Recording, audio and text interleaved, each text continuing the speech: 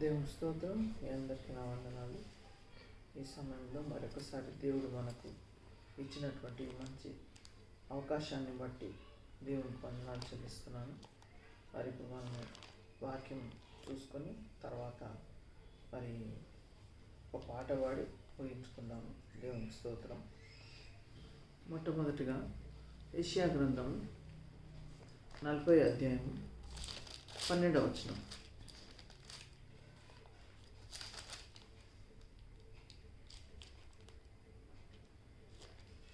తన కుడి సిటిలో జనములు కొలిచిన వాడేవాడు, జేనుతో ఆకాశంలో కొలచూచిన వాడేవాడు, భూమిలోని మన్ను కొలపాత్రలో ఉంచిన వాడేవాడు, త్రాసుతో పర్వతములను తూచిన వాడేవాడు, తూనిక చేత కొండలను తూచిన వాడేవాడు. ప్రార్థన చేసుకున్నాం. స్తోత్రం నాయన, స్తోత్రం స్తోత్రం స్తోత్రములు తండ్రి. పరిశుద్ధుడా, నీ పాదాలకు స్తుతి స్తుతి స్తోత్రములు నాయన. మహోన్నతుడు మహాగణుడు తండ్రి నాయన యేసయ్య. అయ్యా నాయన నా ప్రభు, మరి యొక్క సమయంలో తండ్రి అయ్యా నాయన చదవబడినటువంటి వాక్యం బట్టి నీకు స్తోత్రం చెల్లిస్తున్నాం తండ్రి. నాయన నువ్వు ఎంత గొప్ప దేవుడవో నాయన మరి వర్ణించడానికి తండ్రి నాయన నీవు నాకు సహాయం చేయమని ప్రార్థిస్తున్నాం తండ్రి నాయన. అయ్యా అయ్యా నన్ను నిశలో చాటును మరుగుపరిచి నాయన మాకందరికీ కూడా కావాల్సిన వర్తమానాన్ని మీరు దయచేయండి. వినగలిగే చెవులు గ్రహించే హృదయం దయచేయండి. అయ్యా నీకే స్తుతి స్తోత్రం నాయన. కార్యక్రమం అంతట్లో మీరుండి అయ్యా మీరే నడిపించి మీ నామానికి మహిమ తెచ్చుకోమని యేసునామం బట్టి ప్రార్థించి వేడుకుంటున్నాను తండ్రి. ఆమేన్. దేవుని స్తోత్రం. అయితే ఇక్కడ మనము ఈ వాక్యం చదువుకున్నాం కదా. వాక్యం చదవక ముందు దేవుడు అంటే ఎంత గొప్పవాడో మరి మనము తెలుసుకోవాలి. మన దేవుడు ఎంత గొప్పవాడు. ఎంతోమంది దేవుళ్ళు ఉన్నారు, దేవతలు ఉన్నారు ఈ లోకంలో. మరి హిందూయిజం ఉంది, బుద్ధిజం ఉంది, మరి ముస్లిం రిలీజన్ ఉన్నది. ఇవన్నీ చాలా ఉన్నాయి మనకు, ఇంకా కోకొల్లలుగా ఉన్నాయి రిలీజన్స్ అనేటివి. అయితే అన్నిటినీ మించినటువంటి దేవుడు మన దేవుడు అన్నమాట. అయితే ఇక్కడ మరి కొన్ని వాక్యాలు మనం చూసుకోవడం దాని ఉద్దేశం ఏంటిదంటే మన దేవుడు ఎంత గొప్పవాడో మనం చూసుకోవాలన్నమాట. God is powerful and mighty yet careful and gentle. అంటే ఆయన చాలా మైటీ అన్నమాట. మైటీ అంటే సర్వశక్తిమంతుడు అన్నట్టు. అయితే ఆయన ఒకవేళ మరి పవర్ఫుల్గా ఉండకపోతే ఎవరికి కూడా ఏ సహాయం చేయలేడు. ఇంకొకటి ఏంటంటే దేవుణ్ణి యేసుప్రభుని ఎవరితో కూడా మనం కంపేర్ చేయడానికి వీల్లేదు, ఎవరితో కూడా పోల్చలేమన్నమాట. అటువంటి దేవుడు మన దేవుడు.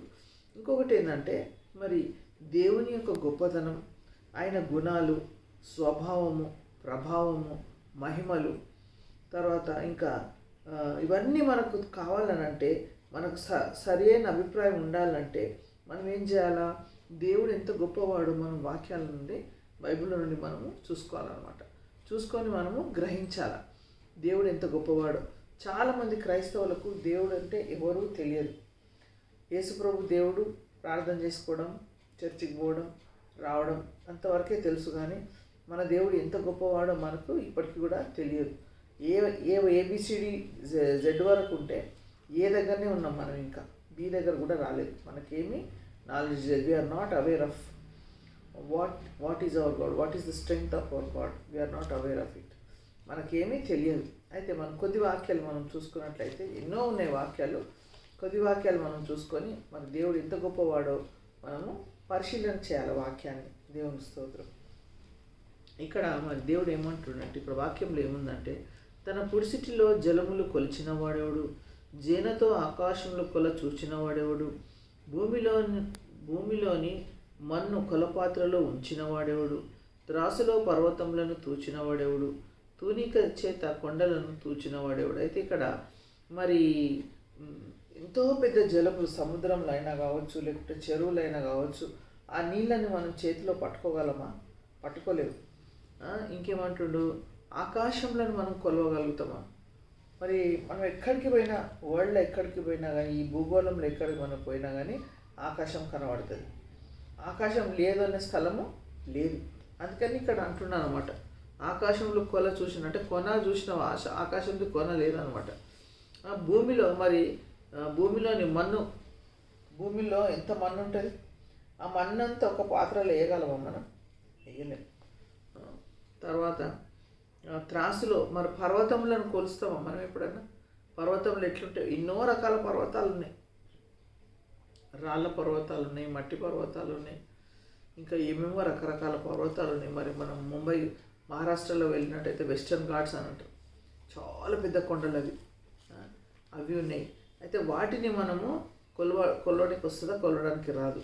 తూనిక చేత కొండలను తూచిన వాడు. ఇంకోటి ఏమంటుండో, యెహోవా ఆత్మకు నేర్పిన వాడేవాడు, ఆయనకు మంత్రి అయి ఆయనకు బోధపరిచిన వాడేవాడు. మరి దేవుని యొక్క ఆత్మకు ఎవరైనా మనం నేర్పించగలమా? ఏమైనా నేర్పించగలమా? మనం ఏమి కూడా నేర్పించలేము. ఇంకేమంటుండు, ఆయనకు మంత్రి అయి ఆయనకు ఎవరైనా అసిస్టెంట్ ఉన్నాడా? ఎవ్వరు లేరు. దేవునికి ఎవరు కూడా అసిస్టెంట్ ఉండరు. తర్వాత ఎవరి యొద్ద ఆయన ఆలోచన అడిగాను? ఎవరినైనా ఆలోచన అడుగుతుండా? ఇప్పుడు ప్రతి ఒక్క మనిషి గురించి ఒక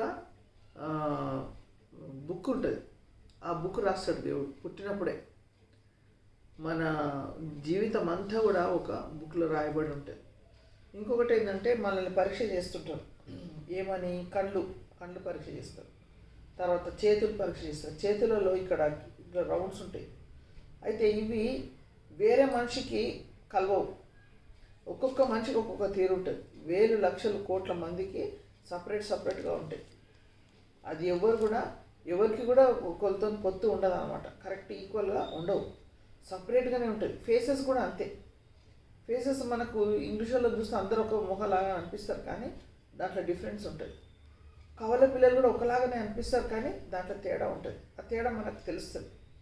అంటే అంత గొప్ప దేవుడు అనమాట. అంటే మనము ఊహకందనటువంటి కార్యాలు, ఊహకందనటువంటి సృష్టి దేవుంది ఉందన్నమాట. ఇంకేమంటున్నాడు, న్యాయ మార్గమును గురించి ఆయనకు నేర్పిన వాడేవాడు. ఇంకా న్యాయం ఆయనకు ఎవరైనా చెప్తారా? నువ్వు న్యాయం చేయాలని చెప్తారా? ఆయనకు జ్ఞానము అభ్యసింపజేసిన వాడేవాడు, ఆయనకు బుద్ధి మార్గం బోధించిన వాడేవాడు. ఆయనకు మరి నువ్వు ఇట్లా చేసినావు, నీ ఇది పని, ఇది కరెక్ట్ పని కాదు అని చెప్పిన వాడు ఎవడైనా ఉన్నాడా? ఎవ్వరు లేరు. అయితే ఆయన దేవుడు అనమాట. మరి దేవునికి ఉండాల్సినటువంటి గుణలక్షణాలన్నీ ఆయనకు ఉన్నాయన్నమాట. దేవునికి స్తోత్రం. ఇంకొక మాట మనం చూసుకుందాం. అదే 40వ అధ్యాయంలోనే 18వ వచనం. కావున మీరు ఎవనితో దేవుణ్ణి పోల్చుదురు? ఏ రూపమును ఆయనకు సాటి చేయగలరు? చాలు. అయితే ఏమంటుండు ఇక్కడ, దేవుణ్ణి ఎవరితో పోల్చగలుగుతారు? సమానులెవరు ప్రభో, సమానులెవరు ప్రభో, సమానులెవరు ప్రభో, సమానులెవరు ప్రభో. సమస్త మానవ శ్రమానుభవము, సమస్త మానవ శ్రమానుభవము సహించి వహించి ప్రేమించగలని, సహించి వహించి ప్రేమించగలని. సమానులెవరు ప్రభో, సమానులెవరు ప్రభో, సమానులెవరు ప్రభో, సమానులెవరు ప్రభో. అయితే దేవుడు ఏమంటున్నాడంటే, మరి ఆయనతో ఎవరినైనా పోల్చగలమా మనము? ఏ రూపం ఆయనకు సాటి చేయగలరు అని దేవుడు ఇక్కడ అంటున్నాడు. మరి మనిషి దేవుని చేస్తాడా? దేవుడు మనిషిని చేస్తాడా? ఇప్పుడు ఈరోజు మనం చూసుకున్నట్లయితే మనుషులు దేవుణ్ణి చేస్తున్నారు. ఆ దేవుడు ఎట్లుంటాడో తెలియదు, ఏ రకంగా ఉంటాడో తెలియదు. ఏదో వాళ్ళ ఊహకు వచ్చినట్టుగా ఒక విగ్రహం చేయడము, దానికి పూజ చేయడం. అది దేవుడు ఎట్లయితుంది? ఇప్పుడు మనకు స్వరూపం ఇచ్చి మనకు శరీరం ఇచ్చిన దేవుడు, మనకు కళ్ళు ఇచ్చిన దేవుడు కానకుండా, మనకు చెవులు ఇచ్చిన దేవుడు వినకుండా, అయితే మనకు ఆయన కనబడతలేడు. దేవుడు మనకు కనబడతలేడు, కానీ ఆయన మనల్ని సృష్టించాడు. ఆయన ఎవరో మనకు తెలియదు. కాబట్టి ఆయన గురించి మనము అవగాహన కలిగి ఉండాలి. అవేర్నెస్ అనేది మనకు ఉండాలి దేవుని విషయంలో. దేవునికి స్తోత్రం. ఇంకొక మాట మనం చూసుకుందాం. యోబు గ్రంథం 38వ అధ్యాయం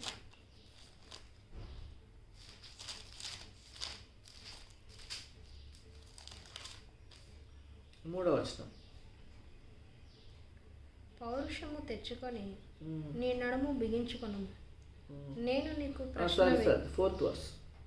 నేను భూమికి పునాదులు వేసినప్పుడు నీవెక్కడ నుంటివి?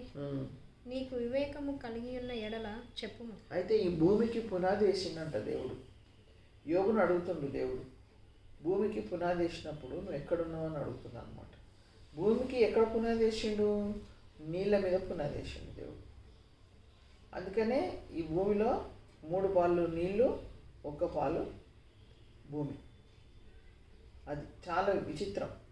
మనం బోర్ కోసం మనం ఏం చేస్తాము? భూమి తవ్వుతూ ఉంటాం. బావుల కోసం భూమి తవ్వుతూ ఉంటాం. అక్కడేమొస్తుంది? వాటర్ వస్తుంది. అంటే ఈ భూమి ఎక్కడుంది? నీళ్ళ మీద ఉంది. మళ్ళీ ఎట్లా? ఇప్పుడు నీళ్ళ మీద మనం మట్టి వేస్తే ఆ మట్టి లోపల పోతుంది. కానీ అట్లాంటి దేవుడు ఈ భూమిని ఏం చేసిండు? నీళ్ళ మీద పునాది వేసిండు అనమాట. ఇంకొక మాట చూసుకుందాం. అది 7వ వచనం చూడండి. ఉదయ నక్షత్రములు ఏకముగా కూడి పాడినప్పుడు దేవదూతలందరూ ఆనందించి జయధ్వనులు చేసినప్పుడు దాని మూలరాతిని వేసిన వాడెవడు? చాలు ఓన్లీ 7 and 8. సముద్రము దాని గర్భము నుండి పొర్లి రాగా తలుపుల చేత దానిని మూసినవాడెవడు? చాలు. అయితే ఇక్కడ ఏమంటుండంటే ఉదయ నక్షత్రములు ఏకంగా కూడి పాడినప్పుడు దేవదూతలందరూ, అంటే ఎప్పుడైతే భూమికి పునాది వేసిండో అప్పుడు దేవదూతలందరూ కూడా పాటలు పాడినట, సంతోషంతో ఆనందగానం చేసిరనమాట, జయధ్వనులు చేసిరనమాట. తర్వాత దాని మూలరాతిని వేసిన వాడేవాడు అంటే ఏదైనా ఒకవేళ కట్టాలని అనుకుంటే మూలకు ఒక రాయి వేస్తాడనమాట. ఆ మూలరాతి ఎవరు వేసిండ్రు అంటే దేవుడే వేసిండు అనమాట. తర్వాత ఇంకేమంటుండే 8వ వచనంలో, సముద్రము దాని గర్భము నుండి పొర్లి రాగా తలుపుల చేత దాన్ని మూసిన వాడేవాడు. సముద్రము అంటే ఎంతో పెద్దది, ఓషన్. ఒక సీన్ ఉందన్నమాట. ఆ సీన్లో సముద్రం ఉంది, ఒక బోట్ ఉంది. ఆ బోట్లో ఉన్నటువంటి వ్యక్తి దేవుని అడుగుతున్నా అనమాట, దేవునితో మాట్లాడుతున్నా అనమాట. ఏమని మాట్లాడుతుండు? O God, your sea is so great, our boat is so small అంటున్నా అనమాట. ఏమంటుండు? Your sea is so great, our boat is so small. అంటే జ్ఞానం అంతగా ఉన్నాడు, సముద్రం అంత జ్ఞానం దేవుడు కలిగి ఉన్నాడు. మన జ్ఞానం ఏంది? చిన్న బోట్ అనమాట. అయితే ఈ నీళ్ళని ఎవరైనా ఆపగలుగుతారా? తప్పు పెట్టి మూస్తాడా ఎవడన్నా అని అడుగుతుంది దేవుడు. మనం చాలాసార్లు దేవుని కార్యాలు మనకు అర్థం కాకపోతే దేవుడు ఇట్లా ఎందుకు చేసిండు, దేవుడు అట్లా ఎందుకు చేసిండు, దేవుడు మనకు ఎట్లా అనిపిస్తాడు అంటే వేరేవాళ్ళలాగా కనబడతాడు, పిచ్చోన్లాగా కనబడతాడు. కానీ అదే సరైన మార్గంకు దేవుడు నడిపిస్తాడు. అది మనకు అర్థం కాదు. ఎందుకు ఇన్ని కష్టాలు పెట్టాలి దేవుడు, ఎందుకు ఇట్లా మనకు బాధలు పెట్టాలి, ఆ పేరెంట్స్ని ఎందుకు తీసుకోవాలి, పిల్లల్ని ఎందుకు తీసుకోవాలి, యాక్సిడెంట్లు ఎందుకు కావాలి అంటే ప్రతిదానికి కూడా ఆన్సర్ ఉంటుంది దేవుని దగ్గర. కానీ మనం దేవుణ్ణి ఏదంటే వాడు ఇట్లా పడితే అట్లా మాట్లాడవద్దు, ఇట్లా పడితే అట్లా అనుకోవద్దు దేవుని విషయంలో. అంటే ఇంత గొప్ప దేవుడు ఈ సముద్రంని తలుపులతో ఎవడన్నా ఆపేస్తాడా అని దేవుడు ఇక్కడ అడుగుతున్నాడు అనమాట. దేవునికి స్తోత్రం. ఇంకొకటి ఏమంటే మాట్లాడుతున్నంటే మరి దేవుని స్తోత్రం. యోబు గ్రంథం 21వ అధ్యాయం 22.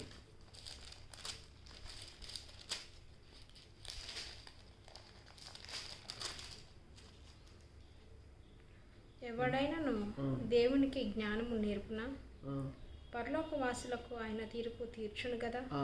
దేవునికి ఎవరైనా మరి జ్ఞానం నేర్పగలుగుతారా? ఎవరు నేర్పలేరు. దేవునికి ఎవరన్నా జ్ఞానము ఎవరు కూడా నేర్పలేరు అనమాట. ఇంకొక మాట చదువు. ఒకడు తన 21-22 తాము పోయిన తరువాత తమ ఇంటి మీద వారికి చింత ఏమి?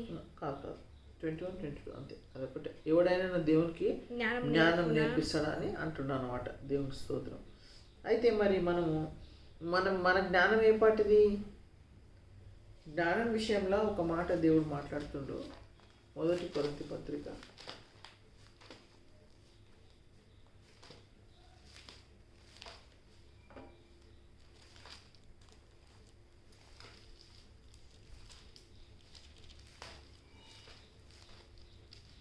మొదటి అధ్యాయం 25. 25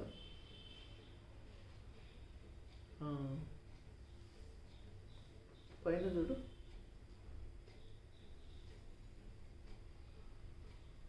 ఇది 18వ వచనం చూడు. సిలువను గూర్చిన వార్త నశించుచున్న వారికి వెరితనము గాని రక్షింపబడుచున్న మనకు దేవుని శక్తి. ఇందు విషయమై జ్ఞానుల జ్ఞానమును నాశనం చేతును, వివేకుల వివేకమును శూన్యపరుతును అని వ్రాయబడి ఉన్నది. జ్ఞాని ఏమాయను, శాస్త్రి ఏమాయను. అయితే దేవుడు ఏమంటుండు ఇక్కడ, మరి సిల్వన్ గురించిన వార్త చాలా మందికి ఎట్లా ఉంటుంది అంటే అది ఫూలిష్నెస్ అనిపిస్తుంది అనమాట. ఎవరెటు పోతే వీళ్ళకెందుకు, వీళ్ళెందుకు వాళ్ళ దేవుని గురించి చెప్పాలా, వాళ్ళ దేవుడు ఏదంటే వాళ్ళు పూజ చేసుకొని వాళ్ళు మంచిగా ఉండాలి, కానీ వాళ్ళ దేవుని గురించి మనకు చెప్పడం ఏంటిది, మేము ఎటుపోతే వాళ్ళకెందుకు అని అంటారు. అందుకని సిల్వన్ గురించిన వార్త ఏముంటుందంట, వాళ్ళకు వెరితనంగా ఉన్నది, కానీ రక్షింపబడుచున్న వారికి ఎట్లా ఉన్నది, అది దేవుని శక్తి అయి ఉన్నది అనమాట.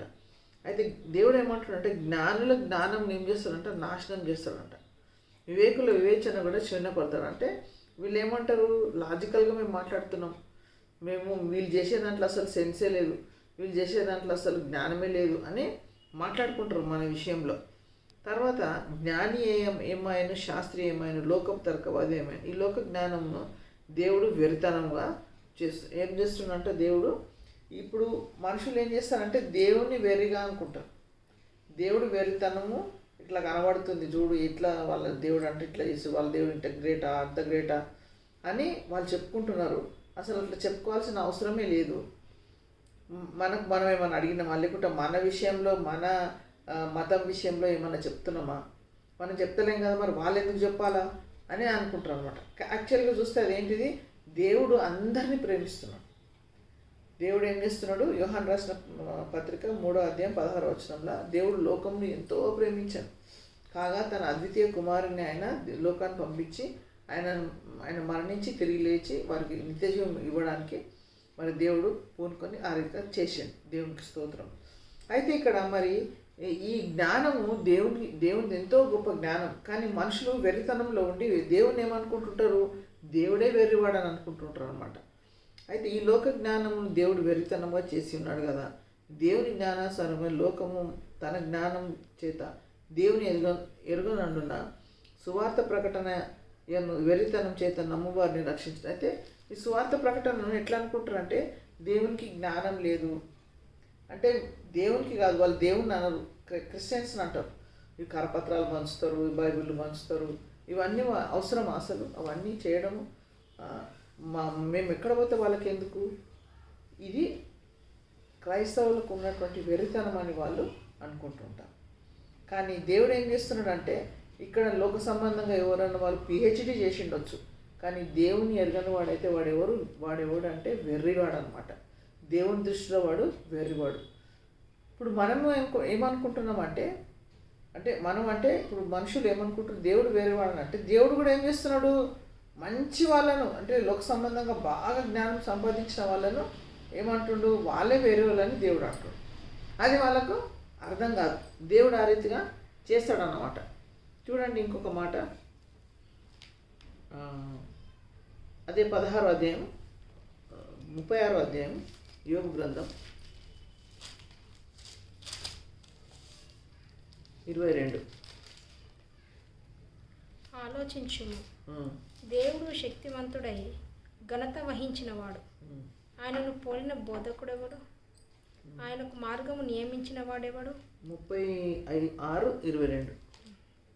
ఆలోచించుము, దేవుడు శక్తిమంతుడై ఘనత వహించినవాడు, ఆయనను పోలిన బోధకుడెవడు. అందుకనే Jesus is the best teacher. దేవుని పోలిన బోధకుడు ఎవడు అంటాడు. దేవుడు ఏం చేస్తాడు, ఈ కొన్ని ఉదాహరణలు తీసుకొని మంచిగా అర్థమయ్యే స్థాయిలో చెప్తాడు అనమాట. మనము కొత్త నిబంధనలు మత్తయి సువార్త, మార్కు సువార్త అవన్నీ మనం చదివినట్టయితే యేసుప్రభు ఏం చేస్తాడంటే పారబుల్స్, ఉపమానములు చెప్తుంటాడు అనమాట. దేవునికి స్తోత్రం. ఉపమానాల ద్వారా మనకేమవుతుందంటే, ఇప్పుడు ఒక స్టోరీ ఏదైనా చెప్తున్నారంటే మనకు అర్థం కాదు. అర్థం కాకపోతే ఒక ఎగ్జాంపుల్ ఇచ్చినాం అనుకో, అప్పుడు క్లియర్గా మనకు అర్థమవుతుంది. అందుకని దేవుని మించినటువంటి బోధకుడు ఎవ్వరు లేరనమాట. ఇంకొక 22-23 చదువు. ఆయనకు మార్గం నియమించిన వాడెవడు? నీవు దుర్మార్గపు పనులు చేయుచున్నావని ఆయనతో ఎవడు పలుకు తెగించును? అయితే ఆయనకు మార్గము, ఆయనకు ఎవరైనా మార్గం చూపిస్తారా? ఎవరు చూపెట్టారు. అయితే ఒకసారి ఒక దర్శనం వచ్చిందనమాట ఒక సహోదరికి. ఏమని దర్శనం వచ్చిందంటే, ఆటోలో వెళ్తుంది. అది దేవుడు ఆమెను మరి ఎక్కడికి వెళ్తున్నావమ్మా అని అడిగిండు. ఒక ఆటో ఆయన అడిగిండు అనమాట, ఎక్కడికి వెళ్తున్నావు అంటే, ఆమె ఏమన్నది పలానా స్థలంకి వెళ్ళాలి నేను అంటే, సరే కూర్చో నేను తీసుకెళ్తాను ఆటోలో అని ఏం చేసిండు దేవుడు, తీసుకెళ్తుండు. ఫస్ట్ రోడ్డు మీద నుంచి మంచిగా పోయింది, చాలా దూరం పోయింది. పోయిన తర్వాత కొండల మీద నుంచి పోతుంది అది ఆటో. కొండల మీద నుంచి పోతుంటే భయం అవుతుంది ఈమెకు. ఎందుకు ఇట్లా ఈ కొండల మీద పోతే నేను పడిపోతానేమో అని భయం అవుతుంది. అట్లనే పోతుంటే ఏమైంది, ఆటోకి ముందు ఒకటి టైర్ ఉంటుంది, వెనక రెండు ఉంటాయి కదా, ఒక టైర్ వెనకది ఇరిగిపోయింది అనమాట. ఇరిగిపోతే అట్లనే పోతున్నాడు. మళ్ళీ ఇంకోటి ఇరిగిపోతే అట్లనే పోతున్నాడు. ఇంకా 3 టైర్లు ఇరిగిపోయినాయి, అట్లనే పోతున్నాడు. అరే మళ్ళీ ఎందుకు ఈయన ఇట్లా చేస్తున్నాడు, ఈయన ఎవరో ఏమో అని భయపడుతుంటుంది ఈమె. అయితే అట్లనే ముందుకు ఇంకా అట్లా పోయిన తర్వాత భూమి కూడా ఉండదు అక్కడ, గుట్టలు ఉండవు, మట్టి ఉండదు, భూమి కూడా ఉండదు అక్కడ. అయితే మధ్యాకాశంలో పోతుంటుంది అది ఆటో. అయితే అప్పుడు అడుగుతుంది అనమాట, ఎవరయ్యా నువ్వు, భూమి కూడా లేదు ఇక్కడ, నువ్వు ఎక్కడికి పోతున్నావు, నువ్వు ఎట్లా పోతున్నావు, నాకు భయం అవుతుంది అని అంటే, ఆయన వెనుక తిరిగి చూసి ఏమంటాడంటే, ఈ బండి భూమి లేకున్నా పోతుంది అని అన్నాడు అనమాట. ఈ బండి భూమి లేకున్నా పోతుంది అని దేవుడు ఆమెతో మాట్లాడాడు. అంటే భూమి అవసరం లేదు దేవునికి. సముద్రం వస్తే సముద్రం పాయలు చేస్తాడు, భూమి మీద ఉంటే పైకి ఎగురుతాడు దేవుడు ఆత్మలో. కనుక మరి దేవునికి మార్గం చూపించిన వాడు ఎవడు అంటుండు ఇక్కడ. ఆయనకు మార్గం నియమించిన వాడు ఎవడు? నువ్వు దుర్మార్గ పని చేస్తున్నావు, నువ్వు మంచి పని చేస్తలేవు అని అనేవాడు ఎవడని ఉన్నాడు? దేవుణ్ణి అడిగి, దేవుని తెగించి ఎవరైనా అడుగుతారా? ఎవరు అడగలేరు. అయితే ఇక్కడ మరి ఇంకొక మాట చూసుకుందాము. సామెతలు 30:4.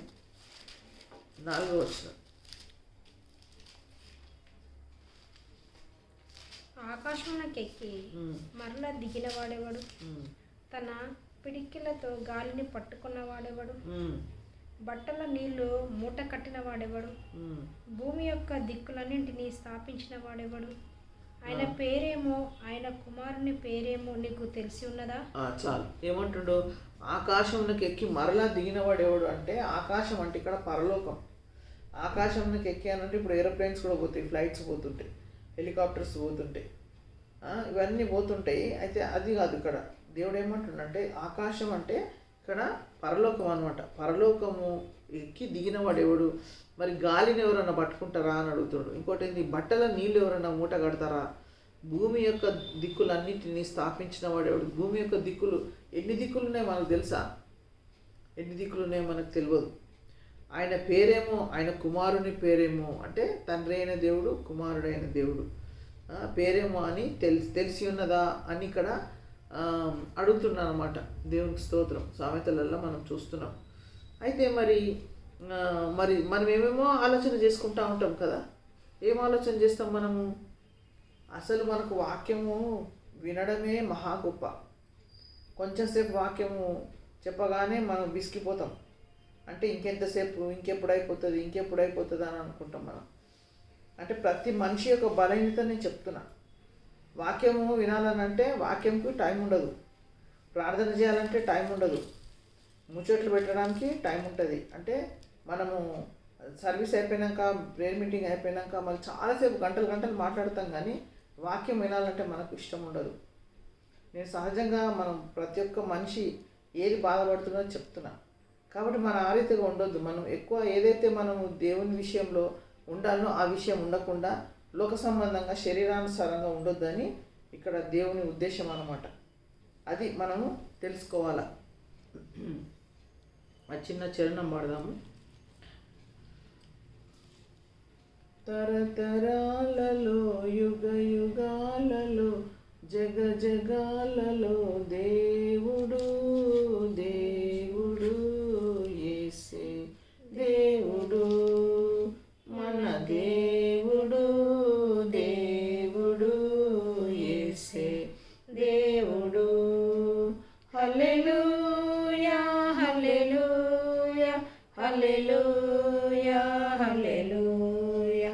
హల్లెలూయా హల్లెలూయా హల్లెలూయా హల్లెలూయా.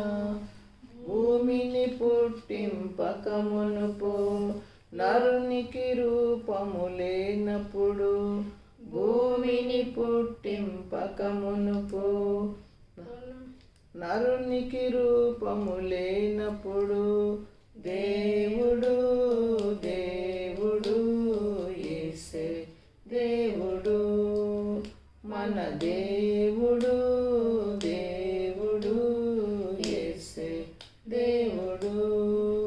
హల్లెలూయా హల్లెలూయా హల్లెలూయా హల్లెలూయా హల్లెలూయా హల్లెలూయా హల్లెలూయా హల్లెలూయా. సృష్టికి శిల్పకారుడు, జగతికి ఆది పురుషుడు, సృష్టికి శిల్పకారుడు, జగతికి ఆది పురుషుడు, దేవుడు దేవుడు యేసే దేవుడు, మన దేవుడు దేవుడు యేసే దేవుడు. హల్లెలూయా హల్లెలూయా హల్లెలూయా హల్లెలూయా హల్లెలూయా హల్లెలూయా హల్లెలూయా హల్లెలూయా. తండ్రి కుమార ఆత్మలో ఒకటైయున్న రూపము, తండ్రి కుమార ఆత్మలో ఒకటైయున్న రూపము, దేవుడు దేవుడు యేసే దేవుడు, మన దేవుడు దేవుడు యేసే దేవుడు. హల్లెలూయా హల్లెలూయా హల్లెలూయా హల్లెలూయా హల్లెలూయా హల్లెలూయా హల్లెలూయా హల్లెలూయా హల్లెలూయా. దేవుని స్తోత్రం. దేవుడు అంటే మరి నిజంగా మన దేవుడు ఎంతో గొప్ప దేవుడు. మనం దేని విషయంలో మనం అతిశయించాలంటే మన బంధువులను బట్టి కాదు, మనకున్న హోదాని బట్టి కాదు, స్టేటస్ని బట్టి కాదు, జ్ఞానాన్ని బట్టి కాదు, ఎడ్యుకేషన్ని బట్టి కాదు, కానీ మన దేవుడైన యెహోవా నామంను బట్టి, దేవుడైన యేసయ్య నామంను బట్టి మనం ఏం చేయాలంటే అతిశయించాలి.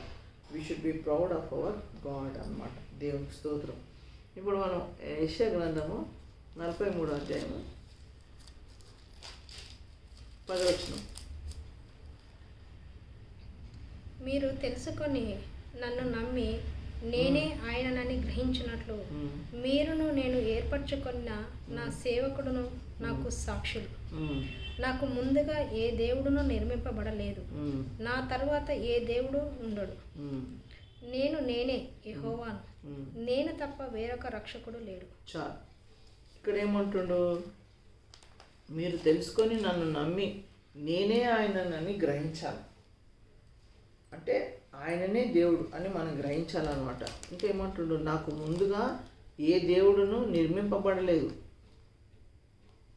ఇంకొక దగ్గర దేవుడు అంటాడు కదా, నాకంటే ముందు ఇంకెవరైనా ఉన్నారా అని ప్రశ్న అడుగుతుంది దేవుడు ఒక దగ్గర.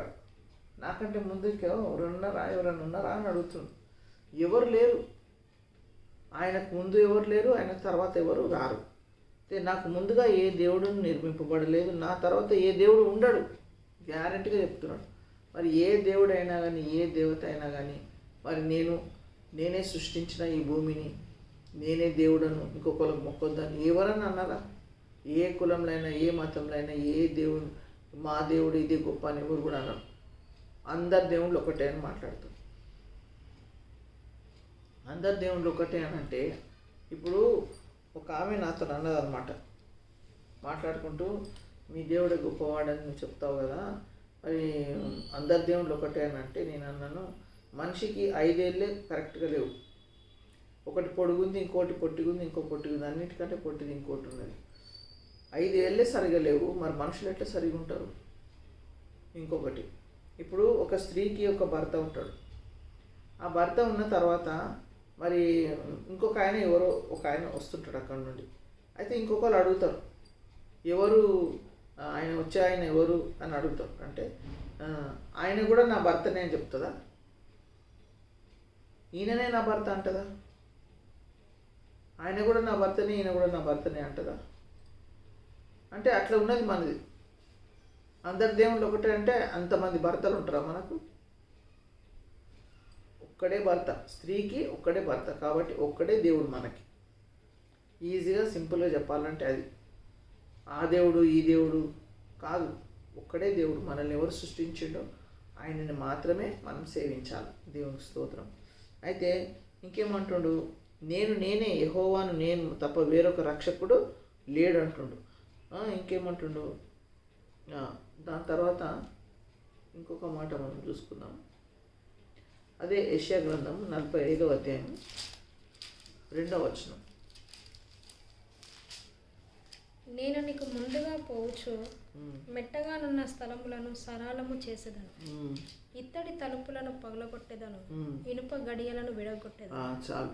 ఏమంటుండు, ఇప్పుడు మనకు ఏదైనా శ్రమ వచ్చింది, ఏదైనా బాధ వచ్చింది, ఏదో ఒక కార్యం జరగాల, మనం ప్రార్థన చేస్తున్నాం. ప్రార్థన చేస్తుంటే దేవుడు ఏం చేస్తాడు, మనకంటే ముందుగా నడుస్తాడు. నడిచి మెట్టగానున్న స్థలములన్నీ సరళం చేస్తాడు అన్నమాట. అది మనకు అర్థం కాదు. దేవుడు ఎన్నో ఆటంకాలన్నీ తీసేసి, ఇప్పుడు సపోజింగ్ ఒక ఉద్యోగం కావాలంటే దుష్టుడు ఏం చేస్తాడు, పొంచి ఉంటాడు. ఆయనకు ఎట్లిస్తే ఉద్యోగం అంటుంటాడు దేవునితోటి. దేవుడు ఏం చేస్తాడు, వాడు పెట్టే ఆటంకాలన్నిటి నుంచి విడిపించి వాటన్నిటిని కూడా తీసేసి ఒక మార్గము దేవుడు ఏర్పాటు చేస్తాడు. ఆ మార్గంలో ఆయన నడుస్తాడు. నడిచి మనకు మెట్టగానున్న స్థలంలన్నీ కూడా సరళం చేసి మనకు ఆ ఉద్యోగం వచ్చేటట్టుగా దేవుడు చూస్తాడు. ఉదాహరణకు చెప్తున్నాను అనమాట. దేవుని స్తోత్రం. అయితే ఇంకేమంటుండు, ఇత్తడి తలుపులు పగలగొట్టేదను, ఇనుప గడియలు కూడా పగలగొడతానంటుండు దేవుడు. ఎంత గొప్ప దేవుడు చూడండి. ఇంకొక మాట ఏమంటుండు ఇక్కడ, పేరు పెట్టి నిన్ను పిలిచిన ఇశ్రాయేలు దేవుడని ఆయన యెహోవాను నేనే అని నువ్వు తెలుసుకున్నట్లు అంధకార స్థలములలో ఉంచబడిన నిధులను, రహస్య స్థలములలో మరుగైన ధనమును నీకు ఇచ్చేదను అంటుండు. అంటే ఏమంటుండు, నిన్ను పేరు పెట్టి పిలిచి, దేవుడు ఎవరినైనా పేరు పెట్టి పిలిచిండంటే వాడు ధన్యుడు అనమాట. ఇప్పుడు మనం లూకాసు వార్త 16వ అధ్యాయంలో చూసినప్పుడు ధనవంతుడు లాజరు అని ఉంటుంది. అక్కడ ధనవంతునికి పేరు లేదా? ధనవంతునికి పేరు ఉంది, కానీ దేవుడు ఆ ధనవంతుని పేరు చెప్పడు. ఆ లాజర్ పేదవాడు, బిచ్చగాడు, కానీ లాజర్ అని పిలుస్తాడు దేవుడు ఆయనని. అంటే దేవుని ఉద్దేశం ఏంటంటే ఆయనకి ఇష్టం వచ్చినటువంటి వారిని పేరు పెట్టి పిలుస్తాడు. అందుకే పేరు పెట్టి నన్ను పిలిచి ఉన్నావు అని అంటూ వాక్యంలో ఉన్నది. ఇశ్రాయేలు దేవుడమైన దేవా, ఇశ్రాయేలు అని మాట్లాడతాడు దేవుడు ఒక దగ్గర. నిన్ను విమోచించిన దేవుడు అని నేనే అంటాడు. ఇశ్రాయేల్ అంటే యాకోబుని ఇశ్రాయేల్గా మరి పిలుస్తాడు కదా దేవుడు ఆది కాండంలో. అప్పుడు ఇశ్రాయేల్ దేవుడు నేను అబ్రహాము ఇస్సాకు యాకోబుల దేవుడు అని, అబ్రహాము ఇస్సాకు ఇశ్రాయేలు దేవుడు అని అంటాడు. దేవుడు పేరు పెట్టి పిలిస్తే అది మనకు ఒక ధన్యత. అయితే ఇక్కడ ఏమంటుండు, పేరు పెట్టి పిలిచిండంట. పిలిచి ఏం చేస్తుండంట, రహస్యంలో మరుగైన దానం మనకి ఇస్తుండంట. ఎప్పుడు ఇస్తాడు? ఆయన చిత్తం మనం నెరవేర్చినప్పుడు, ఆయనకి ఇష్టంగా మనం ఉన్నప్పుడు, ఆయనతో మనం సహవాసం చేసినప్పుడు మరుగైన ధనాన్ని మనకు ఇస్తాడనమాట. దేవునికి స్తోత్రం. ఇంకొక మాట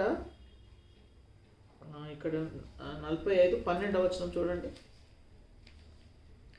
భూమిని కలుగచేసిన వాడను నేనే, దాని మీదనున్న నరులను నేనే సృజించితిని, నా చేతులు ఆకాశములను విశాలపరిచాను, వాటి సర్వసమూహమును. చాలు. అయితే భూమిని ఎవరు కలుగజేసిండు? ఇది మనం ఇంతకుముందే చూసుకున్నాము. దేవుడే కలుగజేసిండు. నరులను నేనే సృజించి తిని.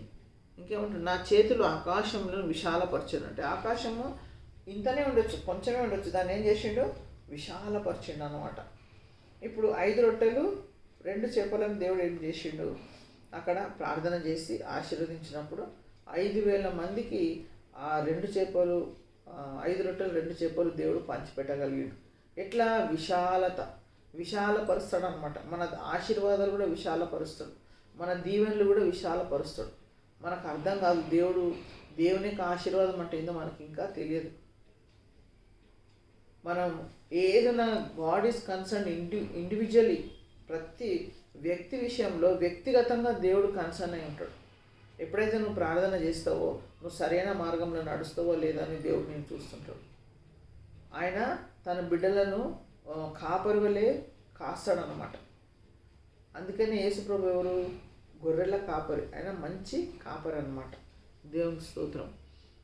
తర్వాత ఇంక 18వ వచనం చూడండి. 15 చదివి మళ్ళీ 18, అదే 45. ఇజ్రాయేల్ దేవా రక్షక, నిశ్చయంగా నీవు నిన్ను మరుగుపరుచుకొను దేవుడవై. అయితే దేవుడు ఏం చేస్తున్నాడంటే తనను తాను మరుగుపరుచుకుంటాడు, షోపుటప్ చేయడు. నేనే దేవుణ్ణి అని చెప్పాడు. యేసుప్రభు కూడా మరి కొత్త నిబంధన మనం చూస్తే నేనే దేవుని అని ఎక్కడ చెప్పలేదని మరి చాలామంది వీళ్ళు విమర్శకులు అంటూ ఉంటారు, మతోన్మాదులు అంటూ ఉంటారు. ఎక్కడ చెప్పిండు నేను దేవుని అని ఎక్కడ చెప్పిండు యేసుప్రభు అంటే? నిండుకుండా తొనకదు ఎప్పుడు. నాకు ఇది ఉన్నది, నాకు ఉన్న వాళ్ళు ఎప్పుడు కూడా ఉన్నదని చెప్పుకోరు. దేవుడు కూడా ఆయన దేవుడని ఎక్కడ చెప్పుకోలేదు, ఇండైరెక్ట్గా మాట్లాడిండు. మరి పౌలు రాసిండు. దేవుని స్తోత్రం. అయితే మరి ఇక్కడ దేవుడు ఏం చేస్తాడంటే తనను తాను మరుగుపరుచుకుంటాడు అనమాట. తర్వాత 18వ వచనం. ఆకాశములకు సృష్టికర్త యగు యెహోవాయే దేవుడు, ఆయన భూమిని కలుగచేసి దాన్ని సిద్ధపరిచి స్థిరపరిచాను. నిరాకారముగా ఉండునట్లు ఆయన దాన్ని సృజింపలేదు. అయితే ఆకాశంలో దేవుడు సృష్టించిండు, భూమిని ఏం చేసిండు? కలగజేసిండు, దాన్ని సిద్ధపరిచిండు, స్థిరపరిచిండు. నిరాకారముగా నుండునట్లు ఆయన దాన్ని సృజింపలేదు, నివాస స్థలం అగునట్లుగా దాన్ని సృజించాను. అంటే దాన్ని నివాస స్థలం అయినట్టుగా దేవుడు దాన్ని సృష్టించాడు. అంటే ఇప్పుడు మనం వేరే ప్లానెట్స్లోకి పోతే మనం బ్రతకలేము. భూమి మీద ఏం పెట్టిండు? మనిషికి ఎంత గాలి కావాలనో, ఏమి ఆహారం కావాలనో, ఎంత చలి ఉండాలనో, ఎంత వేడి ఉండాలనో అన్నీ దేవుడు నిర్ణయించి పెట్టిండు అనమాట. ఇప్పుడు మనం ఒక ఏమంటారు, మధ్యాకాశం నుంచి కొంచెం పైకి పోతే మనకు ఆక్సిజన్ రాదు. ఆక్సిజన్ దాని కిందకే వస్తుంది. అయితే వేరే ప్లానెట్స్కి పోతే కూడా మరి ఇప్పుడు మూన్లకు పోయేవాళ్ళు, వేరే పైన పోయేవాళ్ళు ఏంటంటే ఆక్సిజన్ పెట్టుకొని పోతారు, మనకు గాలి రాదు. అయితే గాలి ఇక్కడ ఏం పెట్టిండు దేవుడు? నీళ్ళని పెట్టిండు. మరి భూమి తన పంటను ఇస్తుంది, మనకు బట్టలు, మళ్ళీ భూమిలో నుండే అన్నీ మనకు దేవుడు ఇచ్చిండు. ఏది కూడా మన మనిషి సృష్టించింది కానే కాదు. ఇనుము చూసుకో, బంగారం చూసుకో, ఏదైనా కానీ భూమిలో నుండే వస్తుంది. పంటలు కూడా భూమిలో నుండే వస్తాయి. ప్రతిదీ కూడా నువ్వు ఏది ఇప్పుడు చెక్కలు చూసుకుంటే చెట్లను కొట్టేసేసి దాన్ని మరి ఫర్నిచర్ చేస్తాం. అట్లా ఎన్నో రకరకాలుగా చేస్తుంటారు అనమాట. దేవుని స్తోత్రం. అయితే ఆఖరిగా మనం ముగించుకుందాం. ఇర్మియా గ్రంథం. ఇంకా చాలా ఉంది కానీ సమయం మనకు లేదు. 31వ అధ్యాయం 13వ వచనం.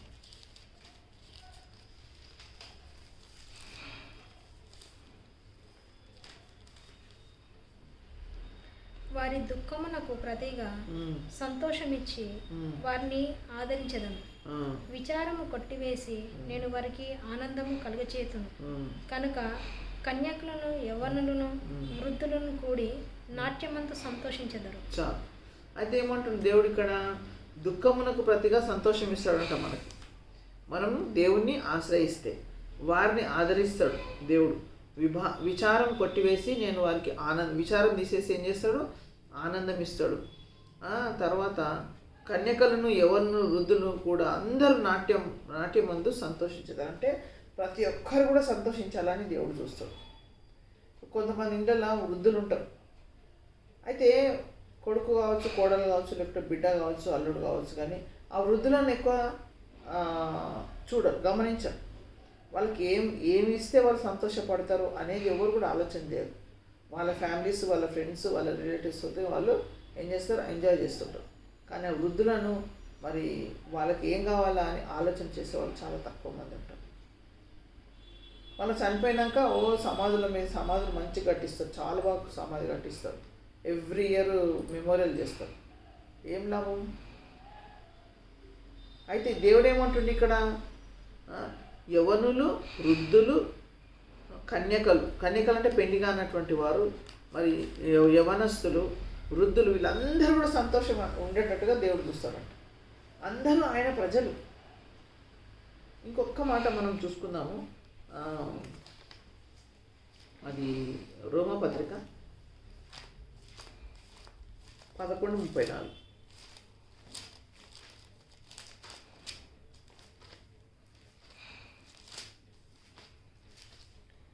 ప్రభు మనసును ఎరిగిన వాడెవడు, ఆయనకు ఆలోచన చెప్పిన వాడెవడు, ముందుగా ఆయనకిచ్చి ప్రతిఫలము పొందగలవాడెవడు, ఆయన మూలమునను ఆయన ద్వారను ఆయన నిమిత్తమును సమస్తం కలిగి ఉన్నవి, యుగ యుగముల వరకు ఆయనకు మహిమ కలుగును గాక. ఆమేన్. 11:34 కదా. అదే అంటే మనము దేవుని యొక్క మనసును తెలుసుకున్నామా? మనకు తెలియదు దేవుని మనసు ఏంటిదో తెలియదు. ఆయనకు ఆలోచన ఎవరు చెప్పిండ్రు? ఎవరు చెప్పలేరు.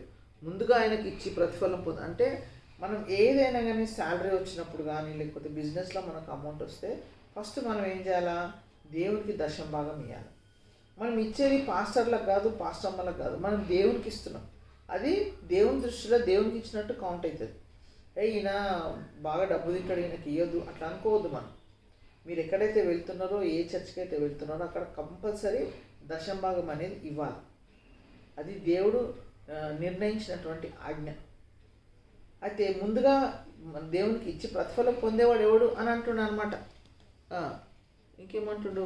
ఆయన మూలమును ఆయన ద్వారాను ఆయన నిమిత్తము సమస్తమును కలిగి ఉన్నవి, యుగ యుగముల వరకు ఆయనకు మహిమ కలుగును గాక అంటున్నాడు అనమాట. కాబట్టి దేవుని మనసును మనము తెలుసుకోలేదు, తెలియదు దేవుని మనసు అంటే ఏంటిదో. దేవుని మనసు అంటే ఏంటిది? యేసు ప్రభు పూర్తిగా మానవుడు, పూర్తిగా దేవుడు. మనం ఎప్పుడైనా శ్రమ వచ్చినప్పుడు, మనం ప్రార్థన చేసినప్పుడు ఆయనకు మన శ్రమ అనేది అర్థమవుతుంది. నువ్వు కష్టకాలం మందు నాకు మొరపెట్టుము అంటాడు దేవుడు. ఆపత్కాలంలో నన్ను గురించి నువ్వు మొరపెట్టుము అంటాడు. నేను నిన్ను విడిపించేదను, నువ్వు నన్ను మహిమపరిచేదవు అంటాడు.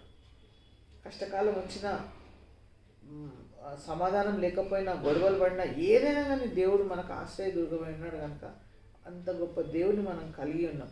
ఇప్పటివరకు మనం అన్నీ చూసుకున్నాం. సృష్టి యావత్ ఎట్లా దేవుడు చేసిండు అంతా మనం చూసుకున్నాం. దేవుని గురించి తక్కువ అంచనా వేస్తారు చాలామంది. అట్లా మనం తక్కువ అంచనా వేయొద్దు. దేవునికి మనం ఏం చేయాలో? భయపడాలి. మనం సాతాను మనుషులకు భయపడతాం, వాళ్ళు ఏమనుకుంటారో వీళ్ళు ఏమనుకుంటారో అనుకుంటాం, కానీ మనం దేవుడు ఏమనుకుంటున్నారో మనం అనుకో. చర్చికి లేట్ పోతాం, ప్రార్థన చేయం, చర్చికి అసలు రెగ్యులర్గా పోనేమో, మనం పోతే పోతాం లేకపోతే లేదు.